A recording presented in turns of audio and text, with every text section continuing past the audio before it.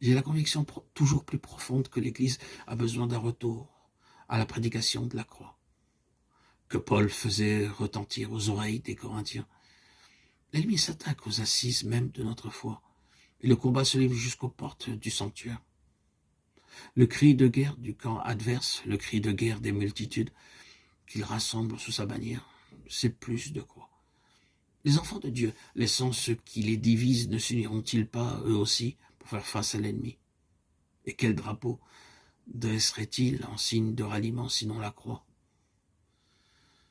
Ne voudront-ils pas, comme l'apôtre Paul, ne plus savoir qu'une seule chose, devant un ennemi toujours plus menaçant, Christ, et Christ crucifié? Que Dieu daigne encore bénir ce travail pour l'union des croyants en Christ et dans sa croix. Puissons-nous tous devenir les disciples crucifiés d'un Sauveur crucifié, pour avoir aussi part à sa vie. J'ai le sentiment très vif de n'avoir fait qu'effleurer ici un sujet qui est plus vaste que les océans. Mais si ces futurs audios amènent quelques croyants à chercher auprès de Dieu cette connaissance de la croix, d'où jaillit une vie abondante en fruits, j'aurai alors atteint mon but. C'est ce que je me propose dans les semaines à venir. Publier de nombreux audios et annoncer le message de la croix du calvaire, en insistant bien sûr sur la communion à la mort du Christ.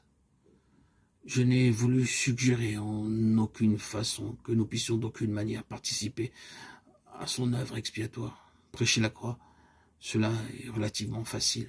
Mais vivre la croix, être saisi par l'Esprit et conduit au calvaire, ceci implique une communion à la mort du Seigneur si réelle qu'il devient le centre même de la vie à jamais. Or, il faut que nous buvions de sa coupe et que nous soyons baptisés de son baptême. Si nous voulons pouvoir annoncer ce que nous savons et rendre témoignage à ce que nous avons expérimenté. Ici et là, quelques serviteurs de Dieu reviennent à la prédication de la croix, où nous voyons une action directe du Saint-Esprit sur les cœurs, qu'ils soient de plus en plus nombreux ceux qui annoncent tout le message du calvaire, et que Dieu nous accorde enfin ce réveil que nous espérons avant son retour pour prendre à lui les siens. Je prie Dieu qu'il bénisse ce travail et ces futurs audios pour que de nombreuses âmes en soient fortifiées, que ces messages puissent les encourager